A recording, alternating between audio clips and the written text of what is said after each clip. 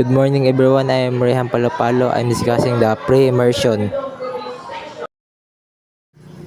We attend the orientation to understand the safety protocol and project requirements, allowing us to begin the or task mentality.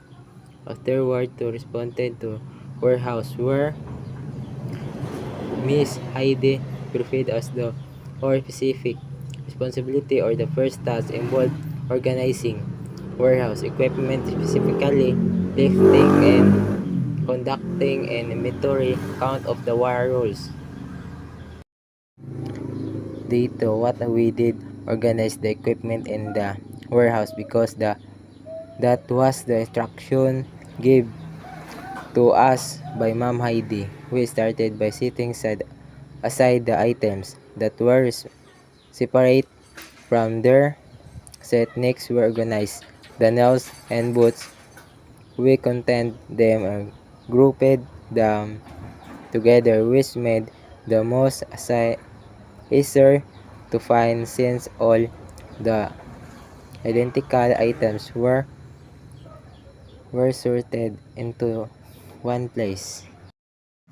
Day 3, we contained the PVC pipe working together to finish quickly and listed them down to keep track of the total count. Them we contained other materials.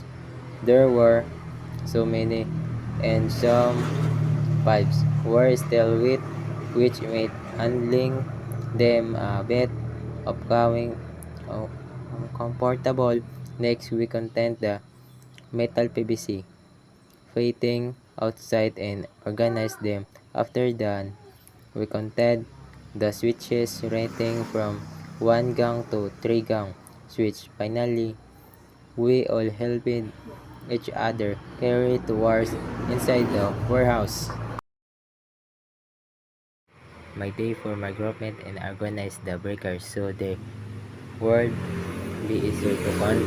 We worked together to quickly finish the inventory of the equipment. We learned a lot inside the warehouse, specifically regarding organize the and sorting. One thing I be applied to myself is waking up early to ensure I'm never late for our projects. Things experience is really testing our skills and accuracy in counting.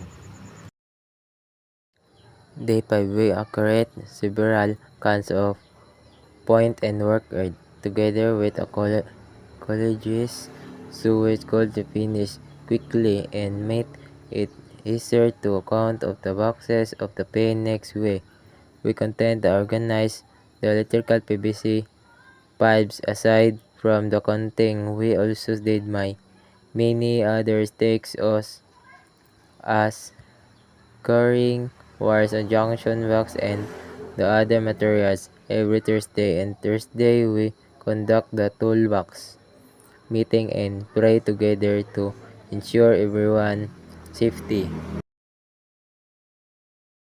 Day 6, we repeated our previous task, first performing inventory or counting and second tying of the equipment. Our tasks are respective, but we accomplished a lot inside the warehouse. There are 6 of us in the group working here, and we collaborate to finish the work quickly. We did various tasks, primarily organizing the items to keep the area clothing free among many others. Day 7, we were moved to the building so we could start the wiring. The first things we did was carry PVC pipes to the third floor of the buildings, or the first period was for the rooms. We assigned 3 people per room to have more space and allowed everyone to move faster on the other sides. There were also 3 people to ensure the work would be finished quickly afterward, to help each other out To make everyone stay easier to easier, we must follow or assign duties to abuse and issues we think work. Every rule must be properly inspected to ensure everything is safe. Day 8. We will bullet to the war through the contest using a guide. Our first step in the installations was challenged, but we helped each other to finish quickly in this kind of work. Coordination essential for the efficiency and a smooth process. It is important not be particular about client timelines in these jobs as they are dirty and duty. You need to be used to it so you want to struggle or get sick. Day 9, we went to the building again to the installed some wires inside the building. We ran the wire through to the other room. After the finish running to the wire, we tightened up our tools so nothing will get lost. Once we were done with our task, we took a rest so it would be exhausted when we headed down from the building since we were assigned to the third floor.